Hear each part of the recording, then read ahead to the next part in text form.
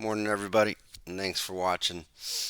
So, I think I'm going to do my next few videos on the book of Ephesians and then talk about what I think are the five greatest lies of Satan. Kind of review that a little bit. Won't be a whole lot of new stuff that I haven't done before, but I really want to hit on some details with regard to that. So, I'm probably won't do as many videos in the next couple weeks because I'm going to be studying a lot on that stuff.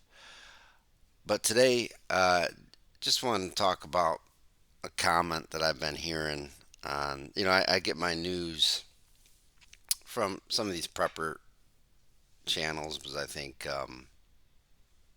the news that comes out of there is more reliable than news coming out anywhere. So I listen to them, listen to other sources too, and then kind of vet it, put it through my worldview to figure out what's true and what's false. Because not everything that comes from any one source seems to be true nowadays. But what I heard this one guy say, and I hear other people say it too. It's like why would you bring a child into this world right now when it's so evil, when it's so wicked and so dangerous and so volatile?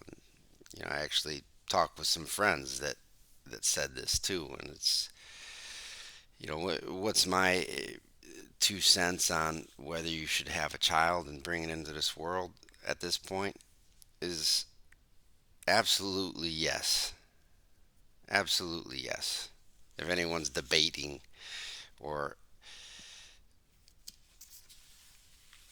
trying to think about whether they should do that, if that's the right thing to do, the answer is absolutely yes. And why is it absolutely yes? Because of God's plan for that child and every child and every human being that has ever been conceived. 1 Corinthians chapter 15 verse 28 says that God will be all in all. That means God will fill up every creature with all that he is. That's the end game. So when you bring a child into the world, that's what that child will one day be. They will be filled up with all that God is. See, what people don't do when they say, "Oh, you shouldn't bring a child into such a wicked world. Why would you do that?" "Oh, I'm not going to bring a child into this world. Look at the way this world is. That would just be a horrible thing to do." They don't see the end game. They don't see that child, no matter what happens, will have a glorious, eternal future of being a child of God, being filled up with all that God is. And it's the same with aborted babies, it's the same with miscarriages. All of these beings will be raised at the great white throne to be judged. And what will they be judged for? They won't be judged for anything. There you go, right into the new earth. Have your childhood in the new earth now. And I believe it'll be a great thing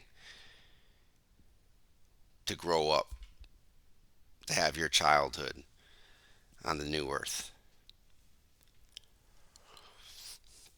But my point is, and this goes to every creature, the evil creature, the sinful man, all will be filled up with all that God is. And if you look at 1 Corinthians chapter 15 verse 28, God will fill up all his creatures with all that he is. The context there, if you go back to verse 22, the context, who is he talking about? All those who are dying in Adam. All those who are dying in Adam. That's the context. Who is the all that is going to be filled up by God? All those who die in Adam. So you bring a child into this world and say the world goes to shit, and that child dies. Or, like I said, you have an aborted child or a child that dies at birth or even before birth. That death is in Adam because death was passed on to all humanity, to all creation. And it's not because the child sinned. It's not because, trees die, animals die, little babies die. None of them sin. It's death that was passed on to us. And what these scriptures also say is in the same way that death was passed on to those who couldn't even possibly sin, life in the same way from Jesus Christ is passed to those beings as well. So even the death of a child, the death of babies, proves the salvation of all, because it's not because of their sin that they die. It may be because of sin, the sin of Adam, but it's actually the death that is passed on to them of no choice of their own. An innocent baby didn't do anything to earn or deserve death. And in the same way, as verse 22 says here, yet in Adam all are dying, thus also in Christ shall all be made alive. In the same way, life is passed to that baby and to all creation based on nothing they have done.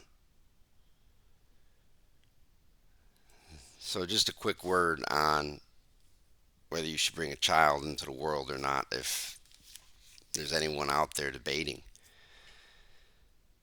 What many people can't see is the end game. They just see this world and how horrible this world is.